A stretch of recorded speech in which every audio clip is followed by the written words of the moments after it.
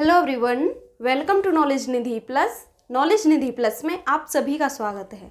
आज हम बात करने वाले हैं कारक चिन्हों की। इससे पहले हम वचन पर क्लास कर चुके हैं। कल हमने वचन के बारे में जाना और आज हम कारक चिन्हों के बारे में जानेंगे। जो लोग CTET, UP TET या कोई भी अदर एग्ज़ाम देना चाहते हैं तो उनके लिए आज की क्लास बहुत महत्वपूर्ण होने वाली है, क्योंकि यहाँ से खूब प्रश्न बनते हैं और ज़्यादातर गलती कारक चिन्हों में होती है।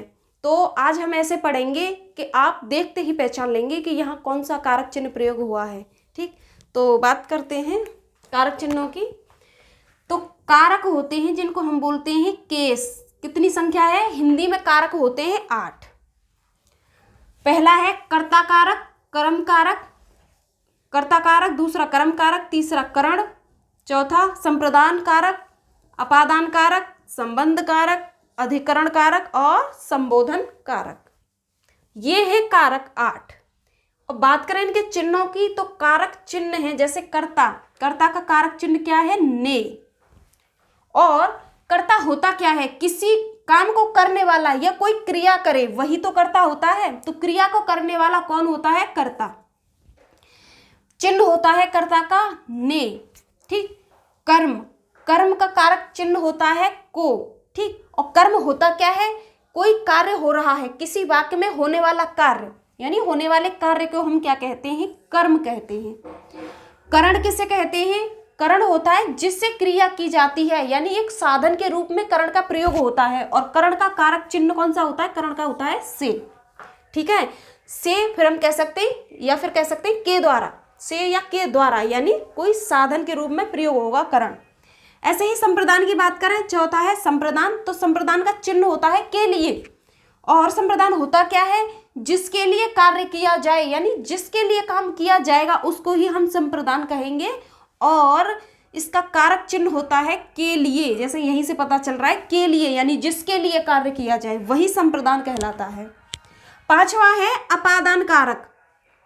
तो अपादान कारक क्या है? अपादान होता है जिससे अलगाव हो और इसका कारक चिन्ह होता है से, या फिर कह सकते हैं कि कौन से अर्थ में होगा? अलग होने के अर्थ में होगा। अपादान का मतलब होता है, इसका कारक चिन्ह है से। और से कौन से सेंस में आएगा? किसी चीज से, किसी वस्तु का अलग होना। ठीक है, अलगाव की स्थिति पैदा हो गई यहाँ, जिससे अलगाव हो। जैसे पेड़ से पत्ता गिरता है तो पेड़ से पत्ता गिर रहा है, अलग होने की बात हो रही है, अलगाव की स्थिति में ये प्रयोग हो रहा है। ठीक, ऐसे ही संबंध। तो संबंध के जो चिन्ह है, कारक चिन्ह है का, की, के, ये चिन्ह होते हैं संबंध के। और ये संबंध होता क्या है? संबंध किसी में हमको किसी से रिलेट करता है या किसी में संबंध बताता है, उसको हम संबंध कारक कहते हैं। सातवां है अधिकरण कारक। तो अधिकरण होता क्या है? अधिकरण जो आधार होता है उसको हम अधिकरण कहते हैं। और इसका कारक चिन्ह होता है में या फिर पर। तो अधिकरण जो कारक चिन्ह इसके जो में या पर हैं, और ये क्या होता है? आधार। जैसे हम बात करें कमरे में, तो कमरा क्या हो गया? आधार। पेड़ पर, पेड़ पर, तो पेड़ क्या हो गया? आधार हो गया, पर आ गया ना। जमीन पर, जमीन आधार हो गई, तो इसको हम अधिकरण कहेंगे। जो आधार होता है उसी को हम अधिकरण कहते हैं और इसका चिन्ह होता है में या पर। आठवां होता है संबोधन। संबोधन हे, ओ, अरे, ये इसके चिन्ह होते हैं कारक के। संबोधन कारक के चिन्ह होते हैं हे, ओ, अरे। तो ये संबोधन होता क्या है? संबोधन होता है जिसे बुलाया जाए, मतलब जिसको बुलाने के लिए जो शब्द या फिर जो पद प्रयोग किए जाते हैं, हे भगवान, हे प्रभु, हे मातेश्वरी, तो इस तरीके से जो ये प्रयोग किए जा रहे हैं तो इनको संबोधन कहेंगे। कहाँ प्रयोग होते हैं ये? किसी को बुलाने के लिए या किसी को पुकारा जाए, बुलाया जाए या पुकारा जाए, तो वहां पर संबोधन का प्रयोग होता है। तो कारक होते हैं कितने? कारक होते हैं 8। कारक की संख्या है हिंदी में 8। कर्ता कारक, कर्म कारक, करण कारक, संप्रदान कारक, अपादान कारक, संबंध कारक और अधिकरण कारक, संबोधन कारक। ये हो गए 8 कारक। और ये है कारक चिन्ह जो ब्रैकेट में लिखे हैं। और ये जो कारक हैं ये होते क्या है? इनका मतलब क्या है? ये इधर लिखा है। बात करेंगे कैसे उदाहरण बनते हैं इनसे, कुछ उदाहरण की बात करेंगे। बात करें अगर उदाहरण की तो कुछ ऐसे वाक्य मिलेंगे। आप इन वाक्यों में कारक चिन्ह कैसे पहचानेंगे? जैसे बात करें राधा बंसी बजाती है। तो राधा ये क्या कर रही है, किसी काम को कर रही है, तो ये हो गई कर्ता, ये हो जाएगी। यहाँ पर कौन सा कारक है, यहाँ कर्ता कारक है। ठीक, क्या कर रही है वो, बंसी बजा रही है, बजाती है, क्रिया की तो बात नहीं करेंगे, हमें ढूंढने कारक चिन्ह। ठीक है, तो राधा कर्ता हो गई और बंसी क्या बजा रही है, बंसी बजा रही है, तो बंसी हो गई कर्म। ऐसे ही काव्या हाथ से निधि को बुलाती है, तो कर्ता कौन है, बुलाने का काम कौन कर रहा है, काव्या कर रही है, तो ये तो हो गया कर्ता। कर्ता कौन होता है, किसी कार्य को करने वाला। तो काम कौन कर रहा है, यहाँ पर बुलाने का काम, हाथ से ऐसे बुला रही है वो काव्या, तो काव्या हो गई कर्ता। क्या कर रही है वो, निधि को बुला रही है। को देखिए, को चिन्ह आ गया, किसके साथ आया है, निधि के साथ आया है, तो निधि हो गई कर्म। निधि क्या हो गई, निधि यहाँ पर कर्म हो गई। और कैसे बुला रही है वो, हाथ से। करण का जो करण का चिन्ह क्या था, करण का था से, और ये से के साथ में क्या आया, हाथ। तो हाथ में कौन सा कारक है, यहाँ पर है करण कारक। ऐसे ही प्रश्न बनते हैं, जैसे मैं कहूं आपको, कैसे, ऐसे एक शब्द दिया जाएगा, ऐसे मानो काव्या हाथ से निधि को बुलाती है, तो आपको यहाँ पर डैश दे दी जाएगी और आपसे पूछा जाएगा बताइए यहाँ पर कौन सा कारक चिन्ह प्रयोग हुआ है, और हाथ के साथ में क्या आ रहा है, से। तो से किसका कारक चिन्ह है, ये चिन्ह है करण का। तो आप क्या करेंगे, यहाँ पर करण बताएंगे, ठीक है, जो कि सही होगा। ऐसे ही कर्ता को तो सभी पहचान लेते हैं। किसको बुला रही है, निधि को। अगर यहाँ पर आ जाए बताइए निधि में कौन सा कारक चिन्ह है, तो यहाँ पर निधि के बाद क्या लगा है, को। तो ये तो कर्म हो गया, कर्म का ही तो चिन्ह है को, तो ये कर्म हो गया। और ये क्या हो गया, ये हो गया कर्ता। काव्या कौन हो गई, कर्ता हो गई काव्या। ऐसे ही वह राजा से क्षमा मांगता है। क्षमा ऐसे नहीं, क्षमा मांगता है। तो यहां पर वह मांगने वाला कौन है, वह, ये हो गया कर्ता। कर्ता क्या कर रहा है, कुछ कार्य कर रहा है, क्या कर रहा है, क्षमा मांग रहा है। तो क्या मांग रहा है, क्या काम हुआ है, यहाँ पर क्षमा मांगी है उसने, तो ये हो जाएगा कर्म।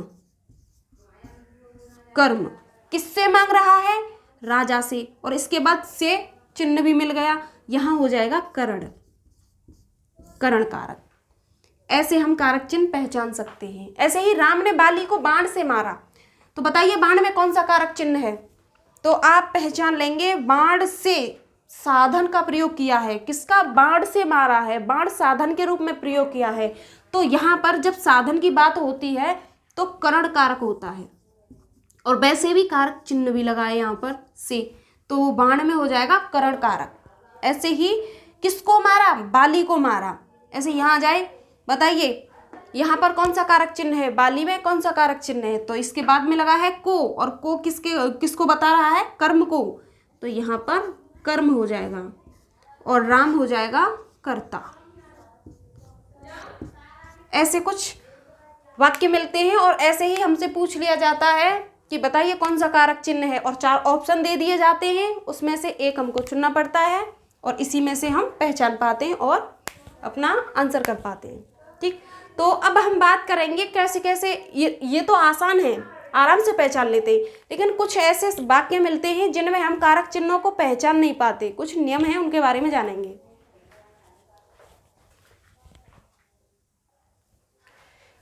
बात करें पहचान की, तो कैसे पहचानेंगे हम कारक चिन्हों को, तो कर्ता कारक होता है उसको तो आराम से पहचान ही लेते हैं, कर्म कारक होता है उसे भी अच्छे से पहचान लेते हैं। बात करेंगे करण कारक की, करण से कैसे प्रश्न बनते हैं और कैसे वाक्य होते हैं और हम कैसे पहचान पाते हैं, इनमें थोड़ा सा हमको दिक्कत होती है, परेशानी आती है समझने में, तो इसी पर बात करेंगे।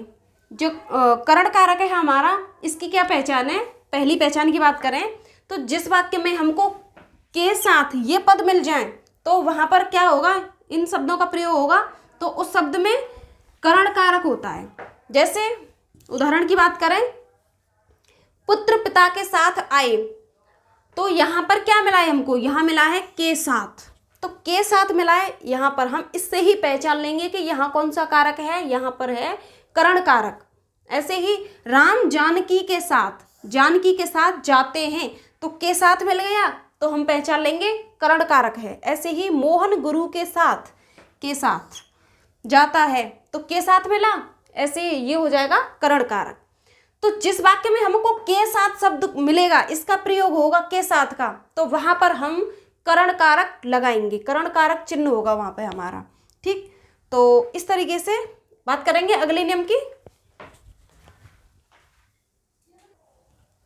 बात करें अगर करण कारक के दूसरे नियम की, तो इसमें क्या है, दूसरे नियम में है शरीर के जिस अंग में विकार होता है, किसमें, अंग विकार की बात हो रही है, जिसमें अंग विकार होता है वहां करण कारक पाया जाता है। कौन सा कारक होता है, करण कारक होता है। जैसे उदाहरण की बात करें, इसमें जो करण कारक होता है, जहां हमारे अंग विकार होते हैं, हमारे अंग तो होते हैं लेकिन अंगों में विकार होता है, कोई अलगाव की बात नहीं होती है, तो वहां पर हमें करण कारक प्रयोग करना पड़ता है। जैसे वह आंख से काड़ा है, तो उसके पास आंख तो है लेकिन आंख से कैसा है, काड़ा है, उसकी आंख में विकार है। अब आंख तो है, आंख से दिख नहीं रहा है उसे, तो आंख से काड़ा है, लेकिन आंख हमारी अलग तो नहीं हो गई, आंख बिल्कुल हमारे शरीर से अलग नहीं हुई, अलगाव नहीं हुआ।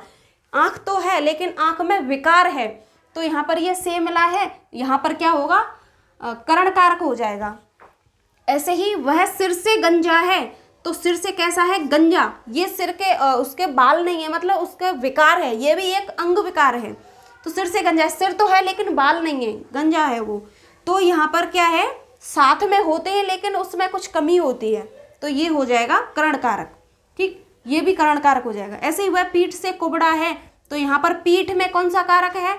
ऐसे अगर वाक्य आ जाए, जैसे वह पीठ से कुबड़ा है और यहाँ आ जाए डैश, बताइए कौन सा कारक चिन्ह प्रयोग होगा यहाँ पर, तो यहाँ पर होगा करण कारक। वैसे चिन्ह लगा है से और अंग विकार है, तो अंग विकार हमारे करण कारक में प्रयोग होते हैं। ऐसे ही वह कान से बहरा है, तो यहाँ पर कान पर आ जाए डैश, तो बताइए इसमें कान में कौन सा कारक चिन्ह प्रयोग हुआ है, तो यहाँ होगा करण कारक, क्योंकि ये सारे अंग विकार हैं और अंग विकार में हम करण कारक का प्रयोग करते हैं। ठीक, अब बात करेंगे अगले की। बात करें करण कारक के तीसरे नियम की, तो इससे कैसे पहचानेंगे, किसी भी वाक्य में जिस शब्द के साथ, किसी शब्द के साथ क्या मिले हमको, के बिना शब्द मिल जाए, वहां भी हम क्या करेंगे, करण कारक का प्रयोग करेंगे। जैसे उदाहरण की बात करें, जल के बिना कमल जीवित नहीं रह सकता। अभी हमें नियम ना पता हो तो हम यहाँ पर चिन्ह पहचानने में थोड़े कंफ्यूज हो जाएंगे, पहचान नहीं पाएंगे। तो हमें नियम पता है तो हम झट से लगा दें कि यहाँ पर क्या आ गया, के बिना आ गया। ऐसे ही यहाँ पर आ जाए, जल के बिना कमल जीवित नहीं रह सकता, और यहाँ पर आ जाए जल। ठीक है, तो जल क्या है, जल जीवित नहीं रहेगा, ये तो कर्ता हो जाएगा, के बिना, जल के बिना कमल जीवित नहीं रह सकता, तो ये के बिना मिल गया हमको। यहाँ पर कौन सा चिन्ह प्रयोग होगा, करण कारक प्रयोग होगा। ऐसे ही राम के बिना जानकी अधूरी हैं, तो किसके बिना अधूरी है जानकी, राम के बिना, यहाँ मिल गया के बिना। ऐसे ही जल के बिना मछली जीवित नहीं रह सकती, तो ये मिल गया के बिना। तो जिस शब्द में या किसी वाक्य में, ठीक है, हमें कौन से शब्द मिलेंगे, के बिना शब्द मिल जाएंगे। किसी वाक्य में जिस शब्द के साथ, किसी शब्द के साथ क्या मिल जाए, के बिना मिल जाए, तो इसके साथ मिल रहा है के बिना, तो यहाँ पर करण कारक होगा। ऐसे ही जल के साथ मिल रहा है के बिना, तो यहाँ करण कारक होगा, जल के साथ के बिना करण कारक होगा।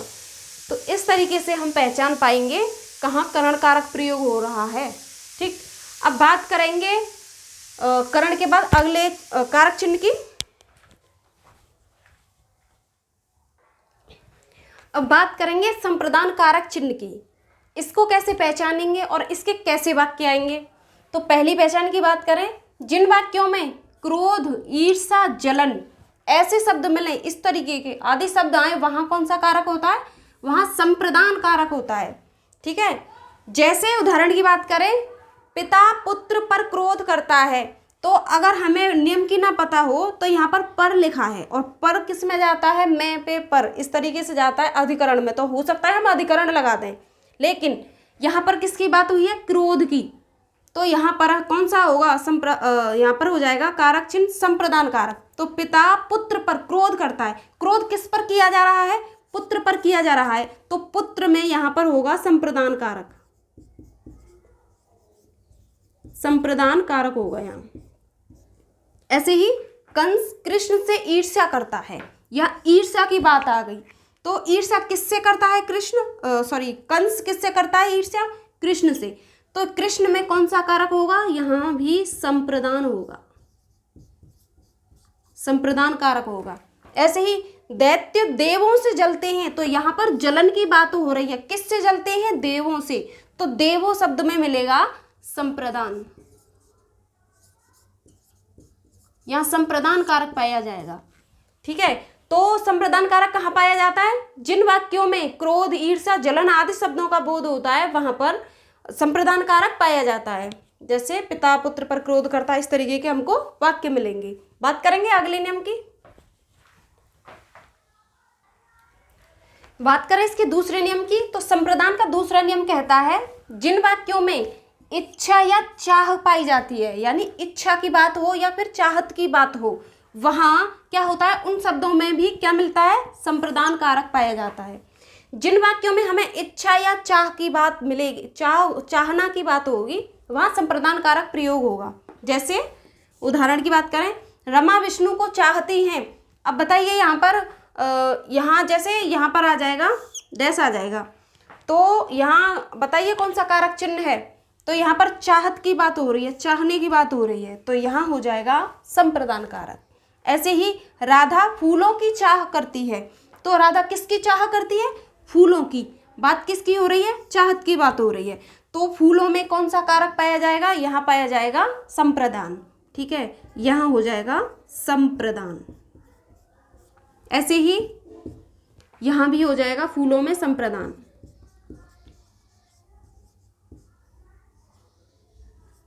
संप्रदान कारक पाया जाएगा। ऐसे ही मनोज पुस्तक की चाह रखता है, तो मनोज किसकी चाह रखता है, पुस्तक की, तो पुस्तक में हो जाएगा संप्रदान, संप्रदान कारक हो जाएगा। तो ऐसे हम पहचान सकते हैं कहाँ पर कौन सा कारक चिन्ह प्रयोग हो रहा है। ये हमारे थोड़े कठिन कहे जाने वाले वाक्य हैं जिनमें हम आसानी से नहीं पहचान पाते, तो हम कुछ नियम पढ़ लेते हैं, इनकी वजह से हम इनको पहचान पाते हैं। बात करें तीसरे नियम की, तो संप्रदान कारक का तीसरा नियम क्या कहता है, तो तीसरे नियम में है जिसको नमस्कार किया जाए, जहां नमस्कार की बात हो वहां भी संप्रदान कारक प्रयोग होगा। जैसे गणेश को नमस्कार है, तो नमस्कार की बात हो रही है, किसको नमस्कार है, गणेश को, तो यहाँ हो जाएगा संप्रदान, गणेश में संप्रदान कारक पाया जाएगा। ऐसे ही अग्नि को नमस्कार है, तो अग्नि में संप्रदान कारक हो जाएगा, संप्रदान। ऐसे ही देवताओं को नमस्कार है, तो यहाँ भी संप्रदान हो जाएगा, संप्रदान कारक पाया जाएगा। ऐसे ही माँ सरस्वती को नमस्कार है, तो नमस्कार की जहां भी बात आए तो वहां पर क्या पाया जाएगा, संप्रदान कारक पाया जाएगा। तो ऐसे हम पहचान पाते हैं। नमस्कार को याद रखना आप, यहाँ पर संप्रदान कारक पाया जाता है। ठीक, अब बात करेंगे अगले नियम की। अब बात करेंगे अपादान कारक की। तो अपादान कारक चिन्ह की पहचान क्या है, इसका पहला नियम कहता है जिन वाक्यों में घृणा निंदा पाई जाती है वहां पर कौन सा कारक होता है, वहां पाया जाता है अपादान कारक। तो घृणा निंदा मिले तो अपादान कारक, लेकिन ईर्ष्या जलन और क्रोध मिले तो वहां पर कौन सा, संप्रदान, ईर्ष्या क्रोध जलन संप्रदान कारक। घृणा निंदा मिले तो वहां पर अपादान कारक। तो इसको ध्यान रखना, घृणा और एक जैसे वर्ण है ये, ईर्ष्या घृणा, तो ईर्ष्या क्रोध और ईर्ष्या क्रोध जलन ये जाते हैं संप्रदान कारक में, और घृणा निंदा इनकी बात होगी तो अपादान कारक। जैसे उदाहरण की बात करें, वह पाप से घृणा करता है। तो वो घृणा किससे कर रहा है? घृणा की बात हो रही है, किससे कर रहा है? पाप से। अगर प्रश्न आ जाए वह पाप से घृणा करता है, बताइए पाप में कौन सा कारक चिन्ह है? तो आप घृणा शब्द को पकड़ लेंगे और इसी के अनुसार यहां पर लगा देंगे कौन सा? अपादान। अपादान। अपादान होता क्या है? अपादान में अलगाव की बात होती है, दूर भागने की बात होती है। तो कोई इंसान पाप से घृणा करेगा मतलब दूर रहेगा, तो दूर होने की बात होगी। तो यहाँ पर पाप में मिलेगा अपादान कारक। ऐसे ही सोहन मोहन की निंदा करता है, तो बात हो रही है निंदा की। निंदा किसी के मुंह पे नहीं की जाती, निंदा या बुराई दूर रह के की जाती है। तो जब सोहन मोहन की निंदा करेगा तो मोहन क्या है? सोहन क्या है? इससे दूर रहेगा। तो निंदा किसकी हो रही है? मोहन की निंदा हो रही है। तो यहाँ पर कौन सा कारक चिन्ह मिलेगा? यहाँ मिलेगा अपादान। अपादान कारक चिन्ह मिलेगा। ठीक है, तो घृणा और निंदा इनकी बात हो तो क्या है? अपादान कारक प्रयोग होगा। ये ऐसे ही आप उदाहरण बना सकते हैं इसके, घृणा से निंदा से रिलेटिव। तो बात करेंगे अगले नियम की। बात करें दूसरे नियम की, तो अपादान कारक का दूसरा नियम क्या कहता है? जिन वाक्यों में डरना या क्षमा करना इन शब्दों का प्रयोग होगा वहां पर भी अपादान कारक प्रयोग होगा। जैसे उदाहरण की बात करें, वह चोर से डरती है, तो यहाँ डरना और क्षमा करना इन शब्दों का जहाँ जिन वाक्यों में प्रयोग मिलेगा तो वहां पर कौन सा कारक पाया जाएगा? अपादान कारक। जैसे उदाहरण में लिखा है वह चोर से डरती है, तो यहाँ डरने की बात हुई। किससे डरती है? चोर से। तो किससे डरा जा रहा है? चोर से डरा जा रहा है। तो यहाँ पर कौन सा कारक होगा? यहाँ पर होगा अपादान। चोर से डरती है तो दूर भागेगी, अलग रहेगी, अलगाव होगा।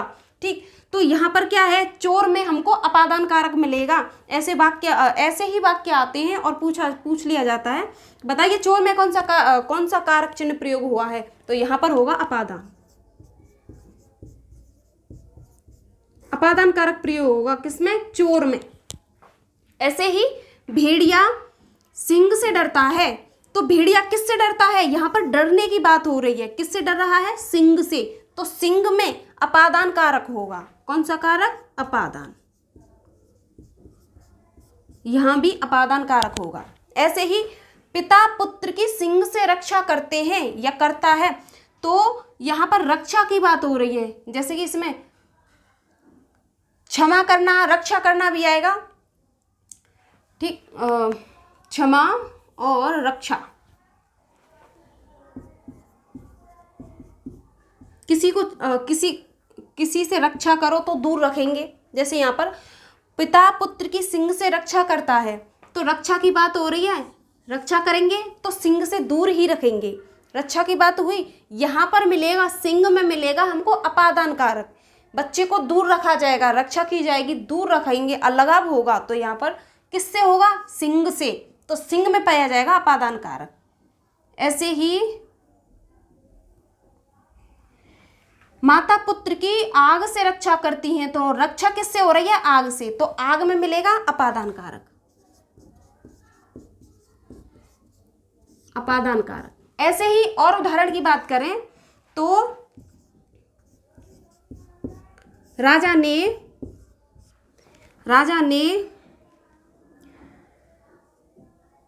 अपराधी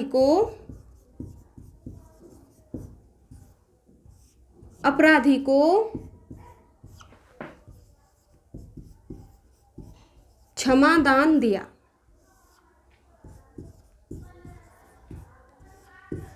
तो यहां पर क्षमा की बात हो रही है। क्षमादान किसको? अपराधी को। तो क्षमा करने की बात होगी, जाओ तुम्हें क्षमा कर दिया, वो हमेशा के लिए दूर चला जाएगा, कुछ भी करेगा। तो यहाँ भी क्षमा में भी अलगाव की बात होती है। तो यहाँ पर जो अपराधी शब्द है, इस अपराधी शब्द में अपादान कारक प्रयोग होगा।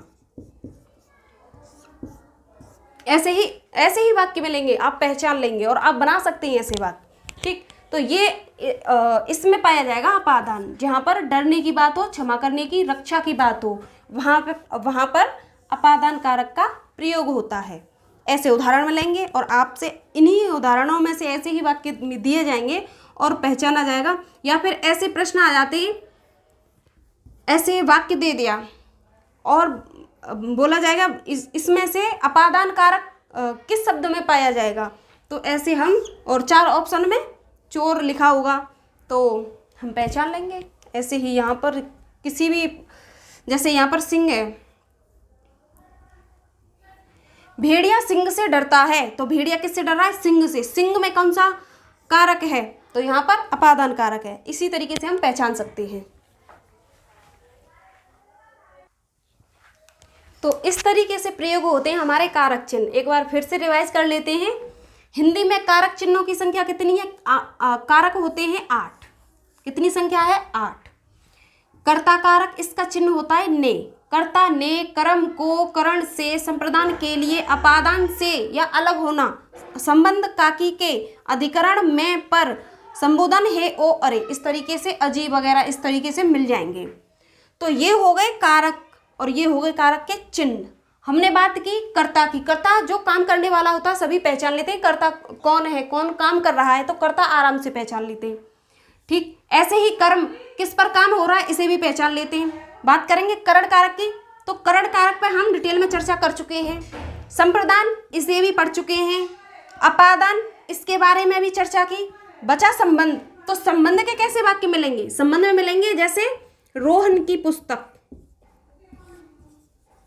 रोहन की पुस्तक, ठीक है। रोहन की पुस्तक मेज पर रखी है।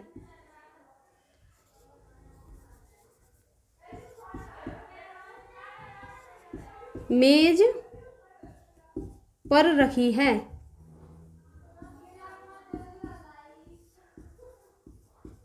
तो देखिए यहां पर पुस्तक और रोहन का संबंध बताया जा रहा है की के द्वारा। तो पुस्तक किसकी है? रोहन की है। तो रोहन का संबंध है पुस्तक से। तो ये की शब्द जो आया है, की पद आया है या की ये शब्द मिला है, यहाँ से हमको संबंध का बोध हो रहा है। ऐसे ही संबंध और अधिकरण की बात करें तो अधिकरण में आता है में पर। तो देखिए कहाँ रखी है? मेज पर रखी है। तो यहाँ पर मिल गया, यहीं पर ये हो जाएगा अधिकरण। तो यहाँ पर मिला है, इसका चिन्ह है, तो मेज में होगा अधिकरण, मेज में होगा अधिकरण कारक। और पुस्तक से संबंध बताया जा रहा है की के द्वारा। तो इस तरीके से संबंध होता है। ऐसे ही जैसे मनोज के पिता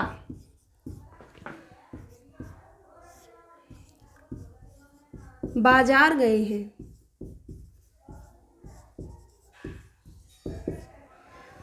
तो यहाँ पर के मिल गया मनोज का और के का, इनका संबंध किससे, ये शब्द किसने जोड़ दिए? के ने जोड़ दिए, इसने इनका संबंध बता दिया। ऐसे ही अधिकरण में होता है, जैसे अधिकरण में पर आ जाएगा, में आ जाएगा। जैसे रोहन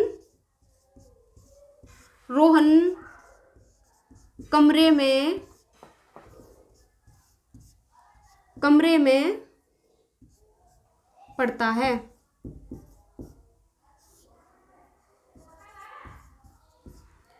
तो रोहन कहाँ पढ़ रहा है? कमरे में।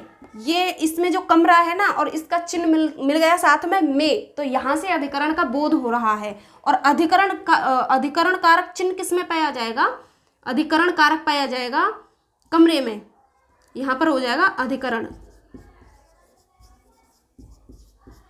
ये हो जाएगा अधिकरण। कमरे में आएगा अधिकरण, और इसका अधिकरण का साइन मिल जाएगा हमको में।